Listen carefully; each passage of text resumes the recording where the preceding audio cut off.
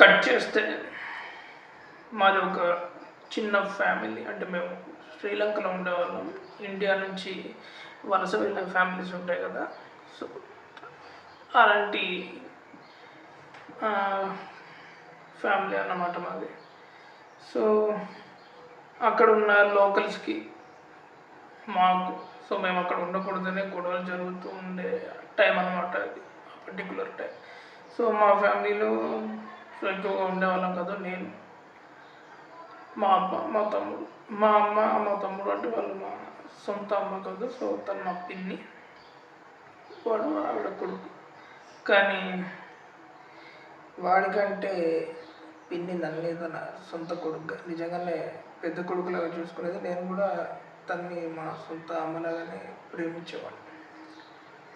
So ఇది వాడికి మా తమ్ముడికి నచ్చేది కాదు. ఎందుకంటే ఉంటుంది కదా, ఎవరికైనా కూడా వాడికంటే వాళ్ళ అమ్మ ఇంకొకరిని ఎక్కువగా లవ్ చేస్తే వాడికి నచ్చదు. సో వాడు అలాగా ఆలోచించేవాడు అనమాట. సో మా ఇద్దరి లవ్ చూసి వాడికి ద్వేషం పెరిగింది. ఆ ద్వేషంతోనే వాడు ఇంకా నాకు శత్రువుగా తయారైపోయాడు అనమాట. ఇది ఇలా ఉంటే ఒకరోజు, సో ఆ రోజు మా అమ్మ బర్త్డే అనమాట. సో మా అమ్మకి ఆ జంట మామిడి పళ్ళు ఉంటాయి కదా, అవి ఇష్టం. మా అమ్మకి జంట మామిడి పళ్ళు ఇష్టమని తీసుకొచ్చాను. తీసుకొస్తే ఎక్కడిది నాన్న, ఏంటి, ఎక్కడ నుండి తీసుకొచ్చావు, ఇది బాగున్నాయి అని అడిగితే వెంటనే వెనక నుండి మా తమ్ముడు గారు వాడు వచ్చి సత్తెనపల్లిలో దొంగతనం చేసిండు, స్కూల్ ఎక్కొచ్చిండు, దొంగతనం చేసి పట్టుకొచ్చిండు అని చెప్తే అమ్మ ఇంకా ఫుల్ నిజమా కాదా తెలుసుకోకుండా ఆ కోపంలో అంటే మంచి గొప్పడు అవుతావు అది ఇది అనేసి కోపంలో కొట్టింది. కొట్టింది నాకు ఫుల్ హర్ట్ అయిపోయినా. వెళ్ళిపోయి అక్కడ బీచ్లో కూర్చొని ఏడుస్తూ ఉన్నాను. ఈ సత్యం అన్నాడు కదా, అంటే నేను దొంగతనం చేసిన అని చెప్పాడు ఆయన దగ్గరికి. సో ఈ కొట్టేసిన ఇచ్చేద్దామని అమ్మ వెళ్ళి, అన్న మీ పొలంలో మరి దొంగతనం చేసిన కదా తీసుకున్నా. వాడు అప్పుడు చెప్పిండు అసలు మ్యాటర్. సత్యం అంటే మా బాబాయ్ అన్నట్టు, వాడు వీడు అంటాను అనుకోండి. సో బాబాయ్ చెప్పిండు, లేదు లేదు వాడేం దొంగతనం చేయలేదు, ఇవాళ అమ్మ బర్త్డే, అమ్మకు జంట మాడిపోవాలంటే బాగా ఇష్టం అంటే సరే తీసుకుపోరా అన్నాం.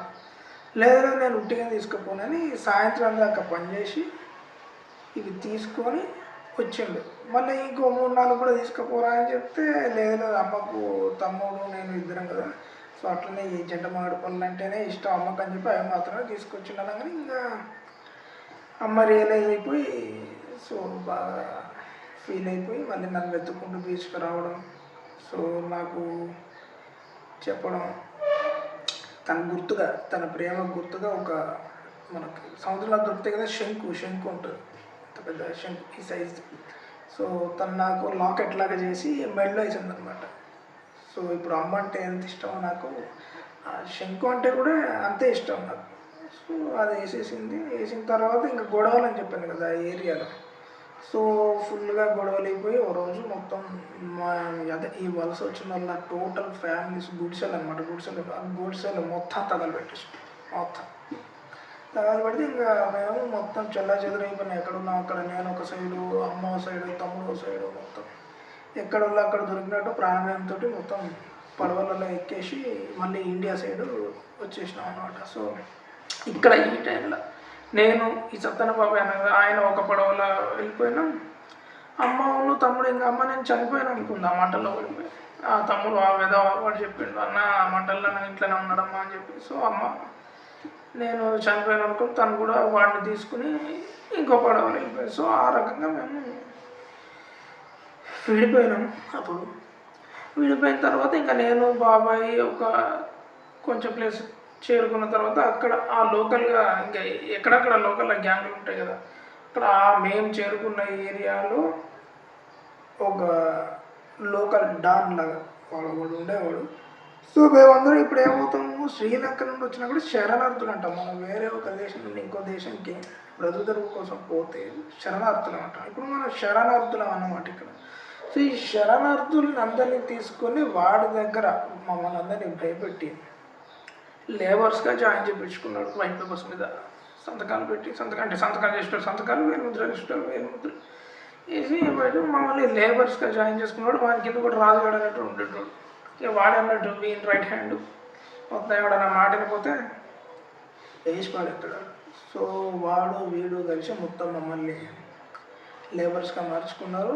ఈ గ్యాప్లో ఈ పడవలు వచ్చేటప్పుడు నాకు ఫ్రెండ్స్ కూడా అందులో మెయిన్ భద్రంగాడు మేము ఒక 5 మెంబర్స్ బ్యాచ్ అయినాం ఫ్రెండ్స్. సో అట్లే టైం గడుస్తున్న కొద్ది 10 years తర్వాత పెద్దగా అయిపోయినాం.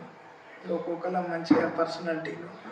ఈ అదిట్లో ఈ భద్రంగాడు కొంచెం జాగ్రత్త చెప్తాడు అనమాట. ఎవరైనా ఆవేశానికి పోయినా మేము కోపంగా ఎవరైనా కొట్టడానికి పోయినా మమ్మల్ని కొంచెం ఆపేటోడు అనమాట. వాడే మా లక్ష్మణ్ రేఖలాగా మమ్మల్ని ఆపేటోడు.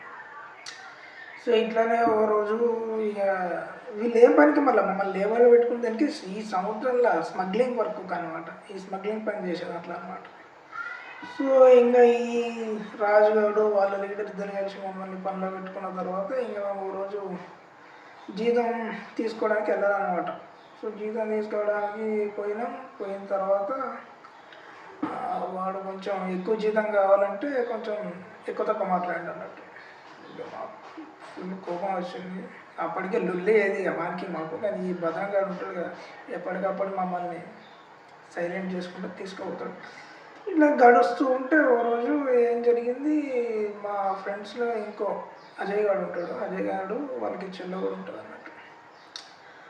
ఆ చెల్లె బస్సులు వస్తా అంటే ఒక హౌలేగాడు ఆ రెడ్ కలర్ ఇంక్ ఉంటుంది కదా, రెడ్ ఇంక్ తీసుకొని తన బ్యాక్ సైడ్ వేసేసాను.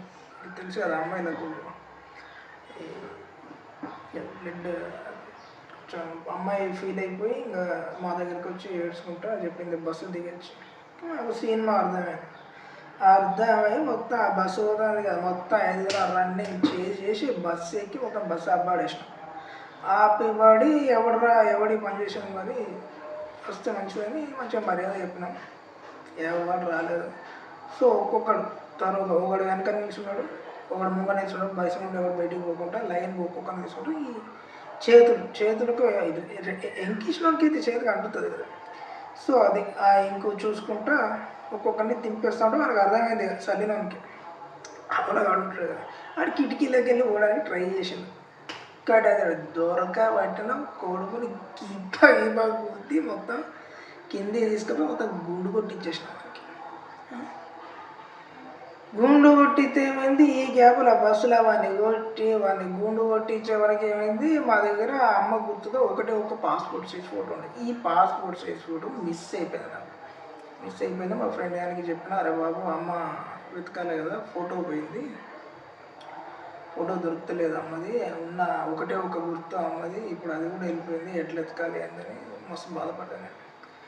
బాధపడితే ఈ ఫోటో ఏమైంది, ఈ హౌలేగానే దొరికింది. ఎవడు వీళ్ళు మనం గుండు కొట్టిస్తాను కదా. ట్విస్ట్ ఏంటంటే ఆ గుండు కొట్టించిన హౌలాగాడే మా తమ్ముడు కాడాడు. ఇక చూడండి, వాడు చిన్నప్పుడే నేనంటే మొత్తం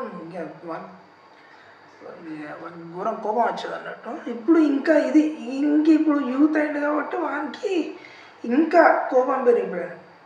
సో మమ్మల్ని కలవనియద్దని ఇంకా వానికి అప్పుడే తెలిసిపోయింది.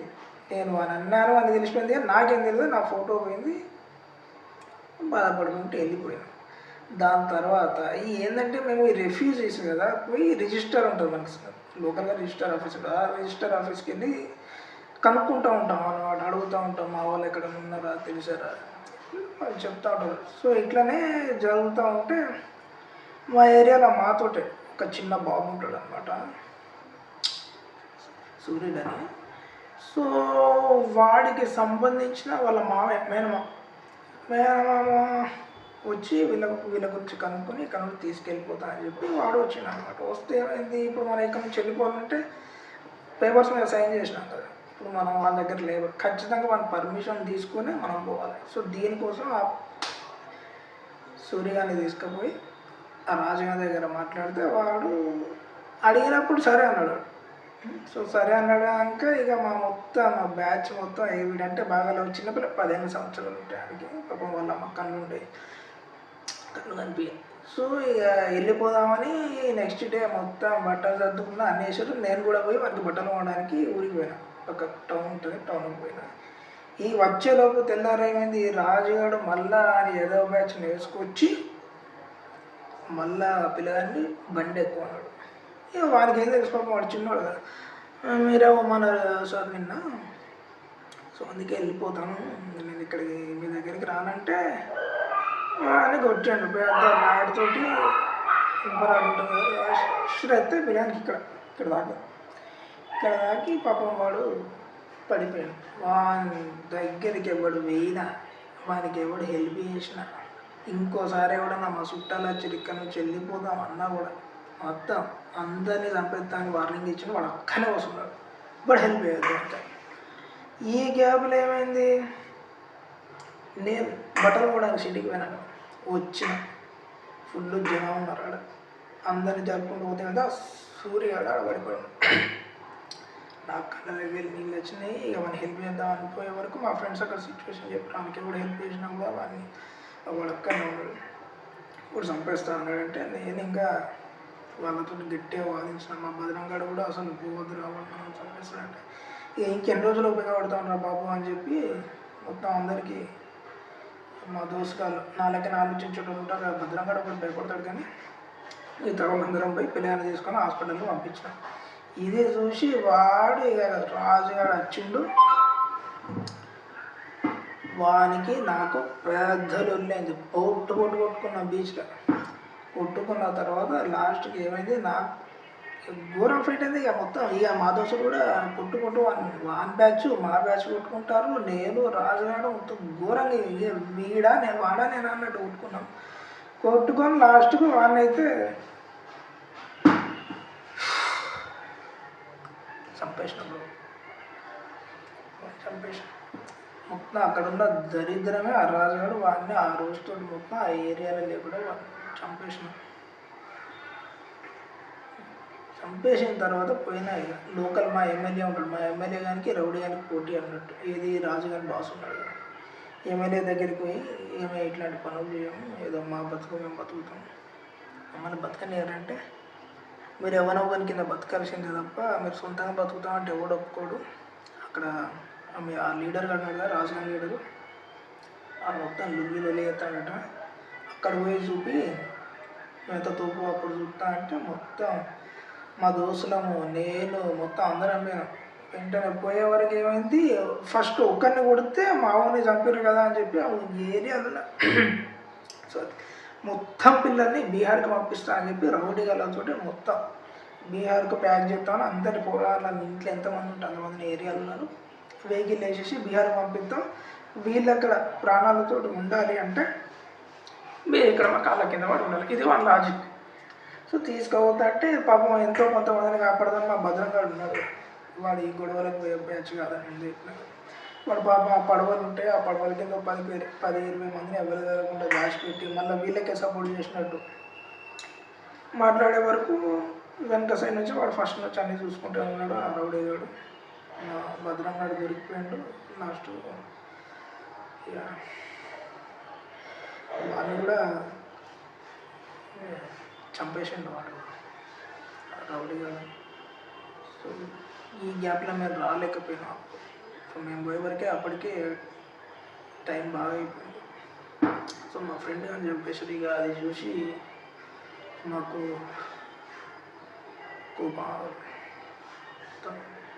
మళ్ళీ స్టార్ట్. వాడు నేను వాని మనుషులు మా మనుషులు ఏంటంటే ఒక రకమైన యుద్ధమే కదా, కూర కొట్టుకున్నా ఈసారి మొత్తానికి వాడిని కూడా చంపేసి వాడిని చంపేసి ఎమ్మెల్యే గారు మన ఓటు చూపుతున్నాడు కదా, వాడిని తీసుకుపోయినా వాడి టేబుల్ అది ఇచ్చర్వార దగ్గర ఇచ్చర్వార షప్పుడు ఎవడో ఒకని కింద బతుకుతా ఉన్నావు కదా, ఫస్ట్ వాడు పోయిన రాజు, వాని తర్వాత వీడు వచ్చిండు. మరి వీడు వెనుక నువ్వు వస్తావో చెప్పు, నీ పరిస్థితి కూడా ఇంతే అంటే వాడు దొడ్డు చూసుకొని వద్దరా బాబు నీ హార్బర్ నువ్వే చూసుకో, ఆ ఏరియాకి నువ్వే లీడరు, నేను జస్ట్ నీకు సపోర్టర్గా ఉంటాను దెబ్బకు వాడు చూసుకున్నాడు. మొత్తం మనకు అబ్బాయి ఇప్పేసింది. సో నేను పోయినా, బయటికి పోయినా, మా ఏరియా మొత్తం జనాలు ఉన్నారు ఆఫీస్ బయట, ఎమ్మెల్యే గారి ఆఫీస్ బయట. వాళ్ళందరికీ చెప్పిన, ఇప్పటి నుంచి మనం ఎవ్వడి కింద బతకలేదు, మన కష్టం మన జీవితం, మనల్ని ఎవ్వరు శాసించేటోళ్ళు లేడు.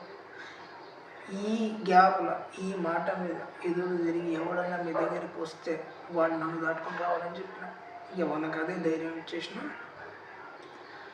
మొత్తం ఇక తెలియకుండానే ఆ ఏరియాకు నేనే లీడర్ అయిపోయినా. మా ఫ్రెండ్స్, నాతో ఉన్న ఫ్రెండ్స్ నా ఫాలోవర్స్ అయిపోయారు, రైట్. ఈ గుంపులోనే ఆ వెద మా తమ్ముడు గారు కూడా ఉన్నాడు. వాడు ఇక నేను ఇట్లా నెక్స్ట్ లెవెల్కి వచ్చే వరకు వానికి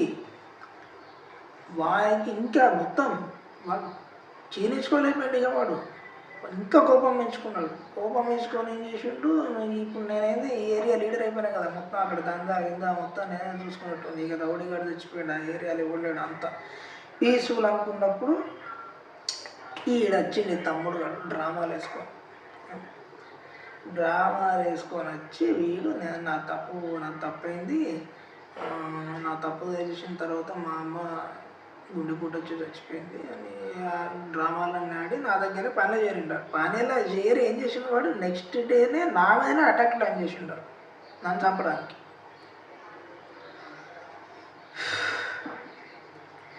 నాకు ఈ మ్యాటర్ తెలిసింది, ఇక వాడే చేసిండని ఫైట్. ఇక వాళ్ళందరినీ అక్కడ మన కోసం వచ్చిన వాళ్ళందరినీ వేసి వారేసినాం.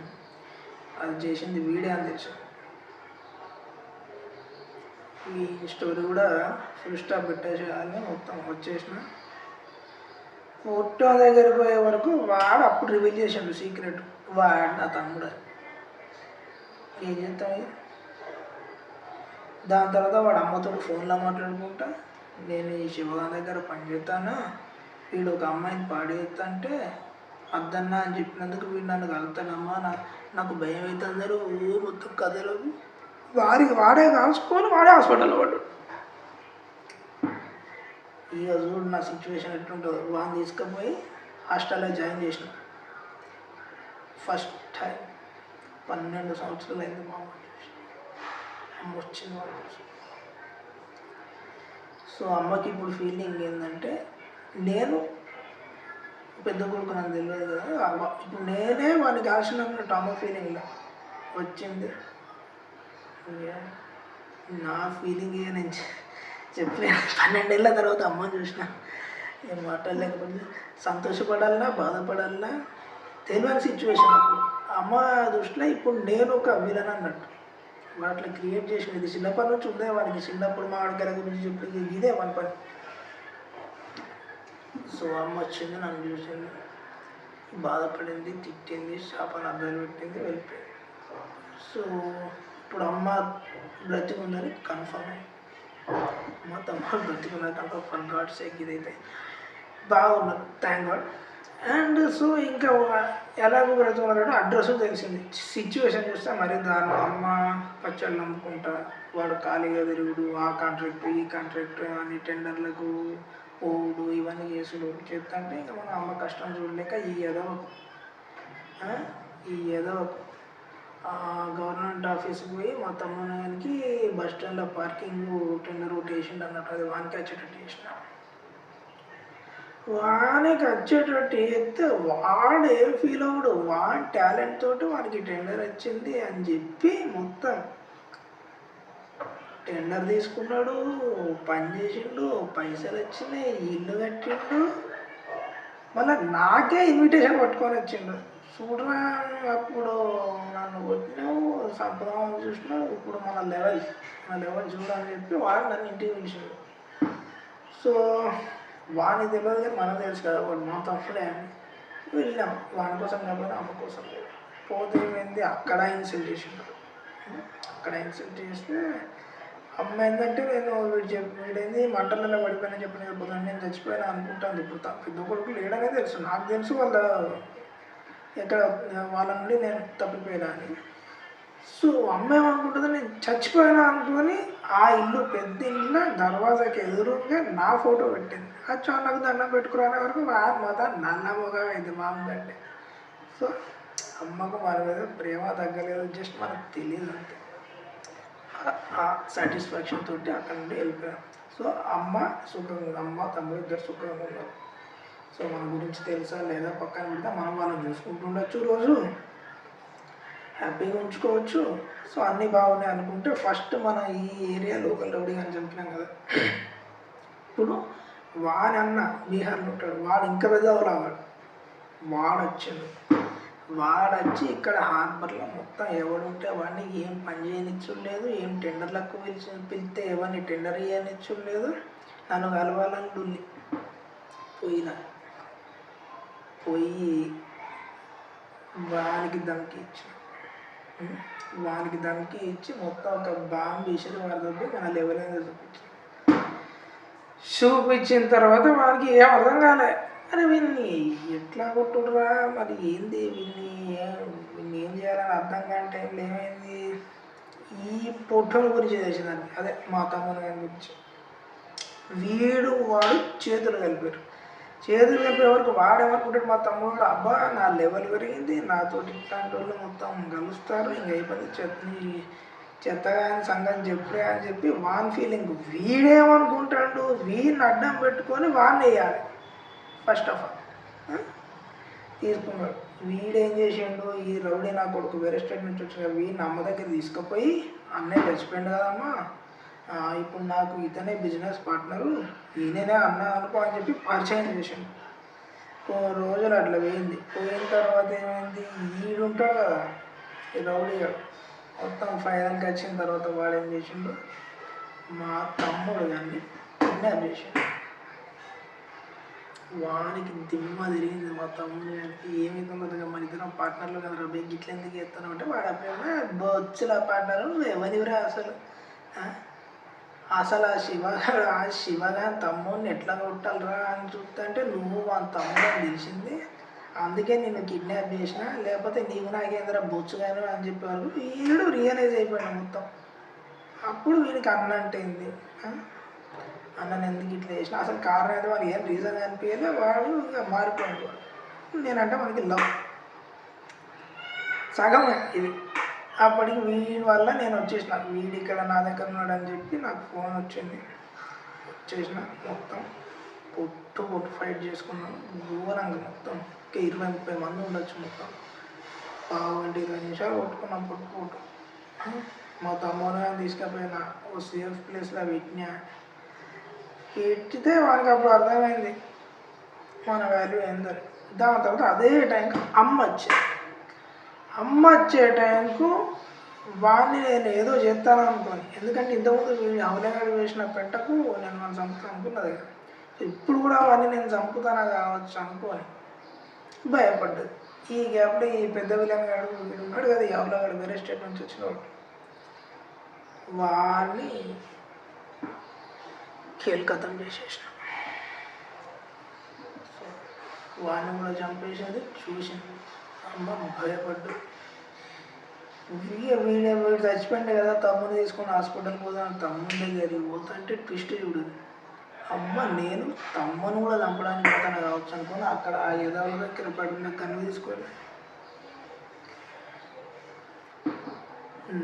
నన్ను షూట్ చేసేసి, షూట్ చేయగానే చిన్నప్పుడు నాకు ఇచ్చిన శంఖం లాకెట్ ఉంది కదా, అది బయటపడ్డే వరకు అమ్మ చూసింది. ఇది మరి మా పెద్ద కొడుకు వాడితే చచ్చిపోయాడు, ఇది నీకెక్కడదని అడిగితే చెప్పేసిన,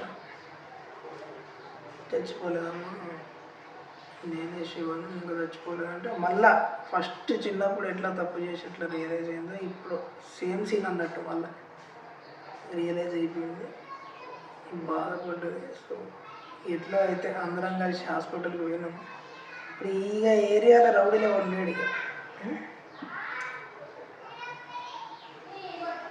అమ్మ తమ్ముడు తప్పిపోయిన వాళ్ళు నాకు దొరికారు, చచ్చిపోయింది అనుకున్న కొడుకేమో బతికున్నాడని అమ్మకు, వేస్ట్ గాడైనా మా తమ్ముడేమో మారిపోయాడు, మా ఏరియాలో మొత్తం కష్టాలని తీరిపోయింది. సో ఈ విధంగా ఈ కథ దీంతో సుఖాంతం అయిపోయింది.